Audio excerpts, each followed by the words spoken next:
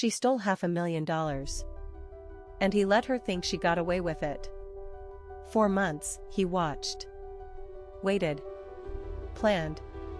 What she never expected was that her trusted boss was building the perfect trap. And when it finally closed, she lost everything. Marcus Chen had built his software company from nothing. 12 years of 18-hour days, missed holidays, and personal sacrifices had turned a garage startup into a $30 million enterprise. But Marcus knew his real secret weapon was not the code or the clients. It was Victoria, his CFO for 7 years. The woman who balanced every book, negotiated every contract, and protected every dollar like it was her own. He trusted her more than his own family. So when an anonymous email arrived one Tuesday morning containing nothing but a screenshot of casino receipts and a company credit card statement, Marcus felt his entire world tilt sideways. The amounts were staggering. But here's what kept him awake that night. The question that would consume the next 6 months of his life. How deep did this betrayal actually go? Marcus did not confront Victoria. That was his first strategic decision. Instead, he called in a favor from an old college roommate who now ran one of the most respected forensic accounting firms on the West Coast. For 3 weeks, while Victoria smiled at him across boardroom tables and brought him coffee exactly how he liked it, a team of specialists was quietly dissecting every transaction she had ever touched. What they found made Marcus physically ill. 847 fraudulent transactions spanning 36 months. She had been stealing from him since before his daughter was born. The methods were brilliant, actually. Fake vendor accounts. Inflated expense reports. Ghost employees who existed only on paper. But here is where it got personal. She had forged his signature on 17 documents. She had made him complicit in his own destruction. And if you think that revelation was devastating, wait until you hear what they discovered in her personal banking records. Now, I need you to understand something about Victoria. She was not some desperate criminal stealing to survive. She was earning $280,000 a year. She had stock options worth over $1 million. She lived in a 4-bedroom house in the suburbs and drove a Mercedes. So where was the money going? The forensic team traced her personal withdrawals to 3 different casinos within a 2-hour radius. ATM pulls at 2 in the morning. 3 in the morning. Sometimes 4 pulls in a single night. She was not gambling recreationally. Victoria had developed a full-blown addiction that had consumed her entire salary and then started consuming Marcus's company. But here is what made Marcus's blood run cold. She was not losing at random. She was specifically drawn to high-stakes poker. Games where she could lose $20,000 in a single hand. And she had been chasing her losses with increasingly larger bets funded by money that was never hers to spend. Most people in Marcus's position would have called the police immediately. Filed charges. Let the legal system handle it. And honestly, no one would have blamed him. But Marcus had learned something during his 12 years of building a business from nothing. The legal system moves slowly. Embezzlement cases can take years to prosecute. And even with a conviction, there was no guarantee he would ever see his money again. Victoria could hide assets, declare bankruptcy, walk away with nothing more than a slap on the wrist while his company bled out. So Marcus made a different choice. A calculated, methodical, devastatingly patient choice. He decided to build a case so airtight that Victoria would have no escape. He decided to recover every single dollar before she knew what hit her.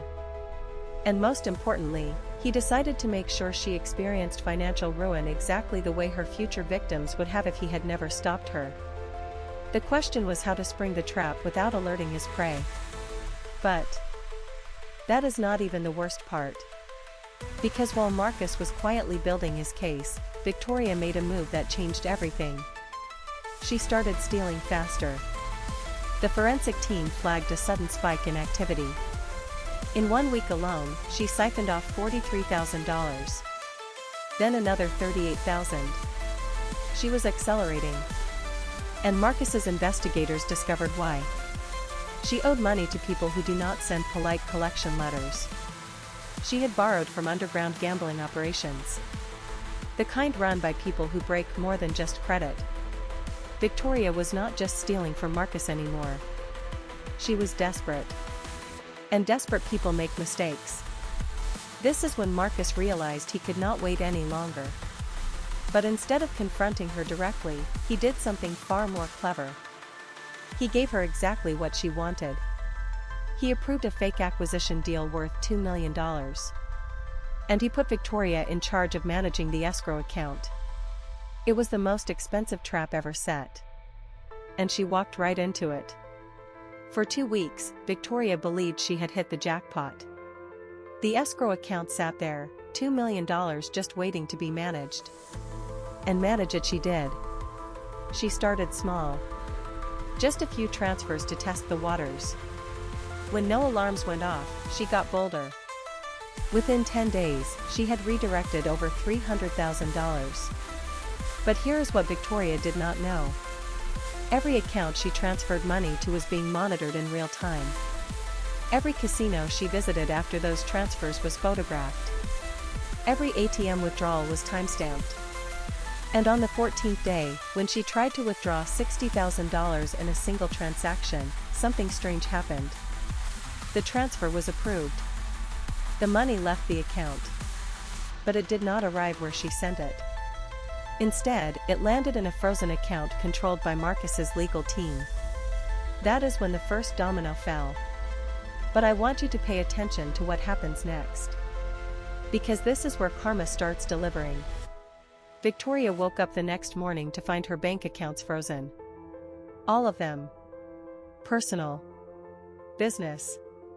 Even her hidden offshore account in the Caymans that she thought no one knew about. Her credit cards were declined at the coffee shop. Her car payment bounced. And when she tried to log into the company system, her credentials had been revoked. She drove to the office in a panic, only to find 2 security guards waiting at the entrance. They escorted her to the conference room where Marcus sat waiting with 3 lawyers, 2 forensic accountants, and a representative from the district attorney's office. On the table sat 11 binders.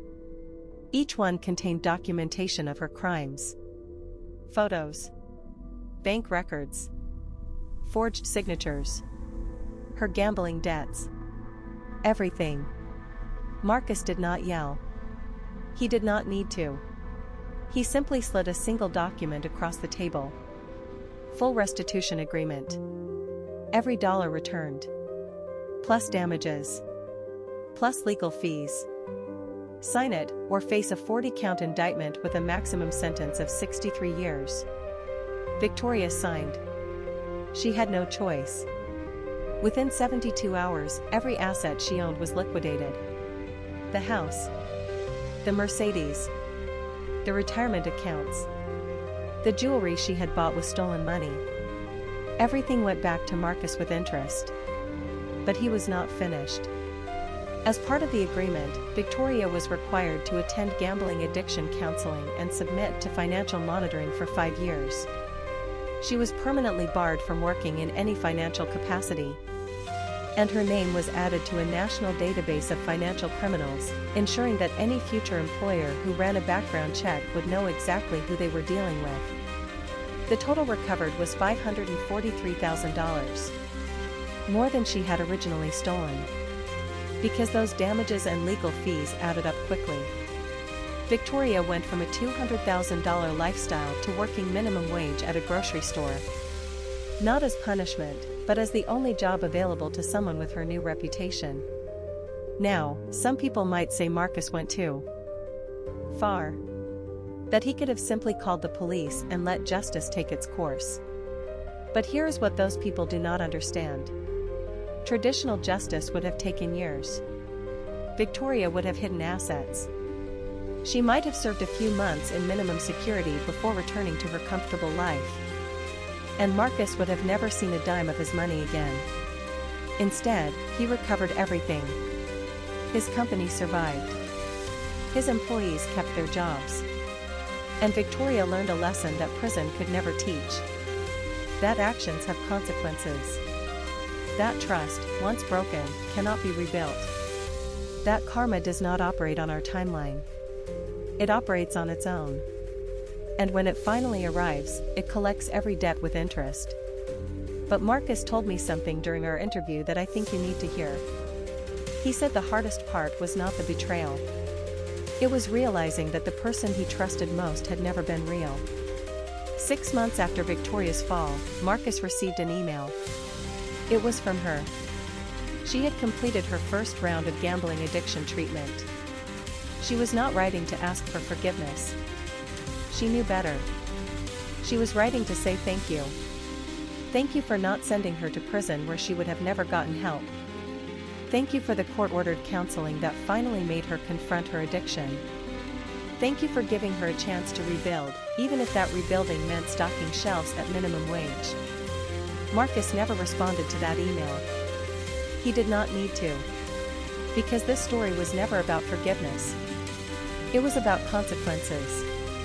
And every single consequence Victoria faced was one she had brought upon herself. The casinos that took her money did not force her to gamble. The forged signatures were her choice. The lies she told for 3 years were her decisions. Karma did not punish Victoria. Karma simply stopped protecting her from herself. But here is the part of this story that keeps me up at night.